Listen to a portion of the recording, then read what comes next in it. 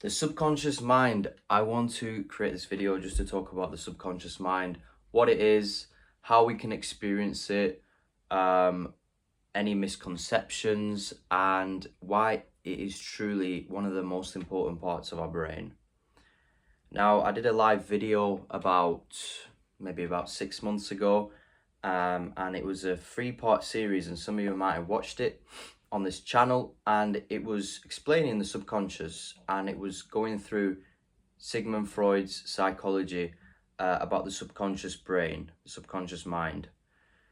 And let me just introduce this concept to you. So the way we explained it, which I'll show on this board, because I've still got it on this board, the way we explained it in those videos was a picture of an iceberg, and that is exactly how Sigmund Freud explained it in his books. And the idea is that 10% of an iceberg is what you can see. 90% of an iceberg is what you cannot see. And the bit that you cannot see is what basically creates the behaviors that you exhibit in your everyday life. So all these different behaviors that you have, and believe it or not, they can come out. Your subconscious, that is 90% that nobody sees, can come out at times, and this is what's known as a Freudian slip. So something that you might say that you didn't really mean to say, but it was in the back of your mind. So that's one way how to see your subconscious mind in play. So for example, the example that Sigmund Freud used was I think it was in I can't remember the year, but 19 something, in the parliament, a governor said basically he introduced a guy from Hull, but instead of saying this person from Hull, he said this person from hell. So because he really disliked the guy. So that was an example used, and it can come out in our daily life as well. So subconscious, so the mind is split up into 3 parts. Let's look into it right now, and I'm not going to pause the video. I'm just going to find it here. Just bear with me, give me 2 secs. I'll be able to find it very, very quickly. And it's basically split up into 3 different sections. One is the conscious mind, another is the pre-conscious, and another is the unconscious. But the reason why I'm going to show you, because it makes sense when I show you. It makes a lot more sense. Just give me a second. There's a lot of stuff that I wrote in on this whiteboard. Wow. Struggling to find it actually. Not this one, not this one. Do apologise for this. If you want to skip the video, then do skip it. I found it. So let's go to it. Let's have a look. Boom. Oh, this was part 2. Well, that's all we need, part 2 really. Can you see this? Probably not. Yes, you should be able to see it. Yeah, I think you can see it. Right. Maybe you can't. Let me move this closer. So, here's what we've got. We've got part 2, Freud. So, it says the word aware, if you can read that. Sorry, this light might be in the way. I don't have much space here, but it says aware. So, C represents the conscious mind. So, it's what you are aware of. So, it's what you do in your everyday life. It's the thoughts and the thoughts and the actions. So the things that you think about on a daily basis, what you need to do, how you need to respond to somebody, how you need to act. It's all in the conscious. And do you not think it's crazy how 10% in the conscious and the rest is in your subconscious? So we won't talk much about the conscious, you know what it is, but let's talk about the next bit, pre-conscious. So here, this is where your thoughts and memories. So, and a good example is, for example, somebody asks you, what's your number? And you can tell them what your number is. Or 1, da, da, da, da, or 7, da, da, da, or if you're in America, it'd be like +11, and then all the other numbers. You're not thinking about your number. as you're going about your daily life, or else you'd be weird. It wouldn't make sense. But when you need to retrieve that information, it comes up into your conscious. That's your pre-conscious. This is your unconscious. So 6/7 apparently is in your unconscious. That's what you're unaware of. So basically these two form the subconscious. So you've got conscious and subconscious. Unconscious is past experiences. So these are things that are so deep in your mind that you probably never even tap into again. The only times you could tap into it is, for example, dream, which I've recently had a dream, and I kind of thought about, didn't think about it, just came up in my mind, because I woke up at like 1 or 2 a.m.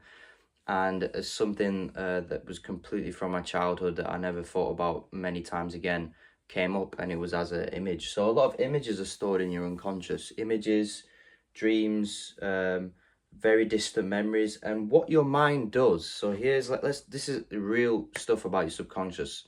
The reason why you're unaware of this and this is not in your everyday thinking is because think of it as like all of this is a reservoir of thoughts, memories, past experiences, trauma, things that you don't really need to bring back up into your conscious, because, well, for some scientists that are not for the Freudian psychology would say it is for efficiency, for the sake of efficiency. What did Freud say? He didn't say it was for the sake of efficiency. He said it was for the sake of repression. So we repress these thoughts in order to not think of it in our conscious, because if we didn't repress it, then we'd go insane. That's basically the premise of the subconscious and how it makes sense in Freudian terms. But I truly believe that if we could tap into our unconscious, or at least understand it more, in other people, you will understand why certain behaviors exist, why people behave a certain way, why you behave a certain way, why I behave a certain way. And I truly believe that this is one of the most important things that you could get your head around. And this is why I thought I'd make a video about it. Because let's be honest, when you actually decide to go into therapy, you are bringing up your subconscious. You're bringing up past trauma and past memories. And it is a very scary thing to do. And not many people do it. But the people that do it gain massive freedom, gain massive relief, and alleviate their stress in a sense. Because think about it, if you've got so much here in your subconscious, your pre-conscious, your unconscious, that you do not bring up at any time here, and you're consistently suppressing it, consistently repressing. So the words suppress and repress. Suppress is something that you forcefully do, but repress is something that you subconsciously do on an instinctual level. So a lot of this stuff here is your instincts. Your instincts are all here. So if we know that instincts are more powerful than conscious behavior, if you can declutter this part of your brain, this is my thesis, and I truly believe it to a massive extent because of the things that I've experienced in my life. If you can truly declutter this part of your brain and almost tap into it, and maybe somehow, you know, get therapy or do therapy on yourself, or read up about stuff, and just be honest with yourself and be honest with your trauma, and how you can truly grasp your own trauma and grasp who you truly are, and become the person that you truly want to be, your conscious will be decluttered at the same time. And you can then operate on such a high level that other people will not comprehend, and they'll look at you and they'll think, what's going on with this person? Why has he suddenly become so peaceful? Why has he suddenly become so, you know, like, he might not have all the money in the world, he might not have all the status in the world, but for some reason he's happy. For some reason he goes about his life and it's almost like he's got freedom, and he doesn't have much baggage on him, and he's not carrying much on his shoulders. And for some reason things come easier to him. And the reason is because he's dealt with some stuff here, and he can easily tap into this if he needs to. And this part here does not bother him. So his brain is not constantly repressing and suppressing this garbage, quote unquote, which is actually not garbage, as you'll find out later in my videos. If he's constantly figuring out this part, and his brain is not exerting so much energy to constantly repress and suppress it, then here he's operating on, maybe some people might be operating here on 1%. He's operating on 10, 20%. And suddenly life just becomes full of colour and full of happiness. And I truly believe this is what all the subconscious is about. All these people explaining subconscious, they miss the part that the reason why you want to understand your subconscious is not for this like crazy magical woo-woo rah-rah thing where it's like, I want to read people or read myself or talk to people from, from the grave or from people who have died. No, it's nothing about that. It's nothing mystical. It's actually very scientifical. It's very scientific, because once you understand that, your conscious mind will work and operate more clearly, and you will be able to find out who you are, number one. You'll be able to find out, number two, why your ego exists and how you can use it to your advantage. And number three, you will find out how you can use your trauma to your advantage, because a trauma, people see it from such a negative light, but actually, as I wrote in my notepad, which I'll get out right now, just give me a second. I wrote in my notepad after I had this crazy dream about my past. I wrote this. I think I said in my notepad, I said I put, whatever you obsess over is in fact a masked insecurity, and oftentimes lead to something great. Your weakness becomes your superpower.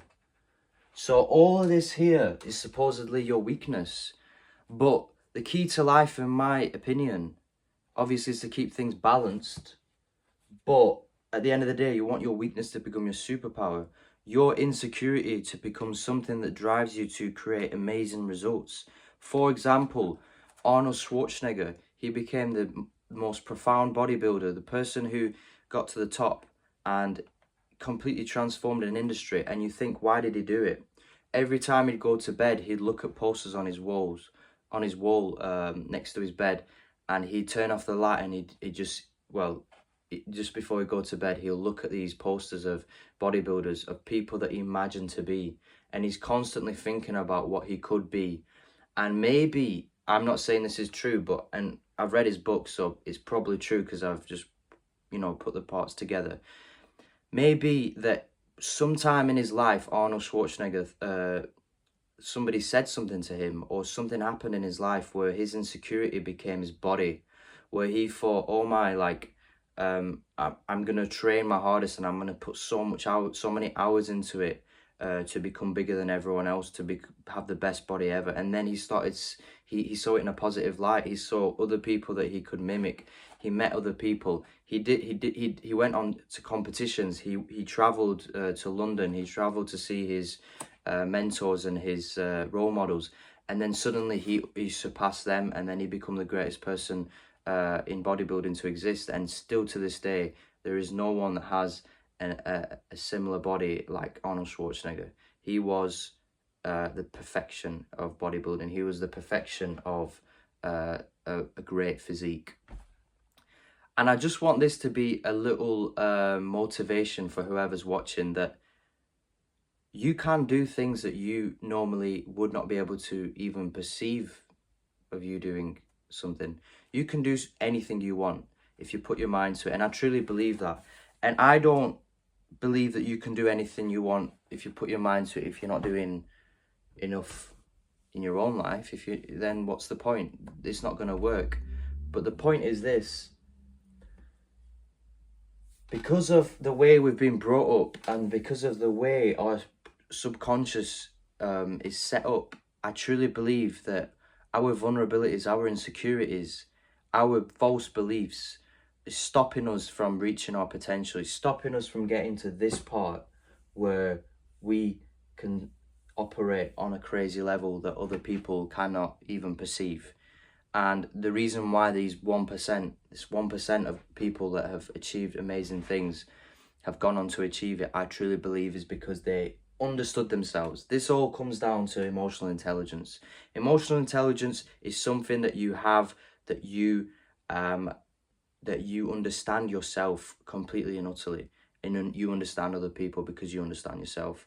And these people understood themselves. They understood their insecurities. They understood who they want to be. They understood who they are, and they really understood this concept that you can achieve anything you want. You're unaware of this, but you can become aware of so many things if you just focus on your subconscious, which, if you really truly deep down you looked into it, you would realize there's so many things more here than here. That's why he came up with the iceberg effect, Sigmund Freud.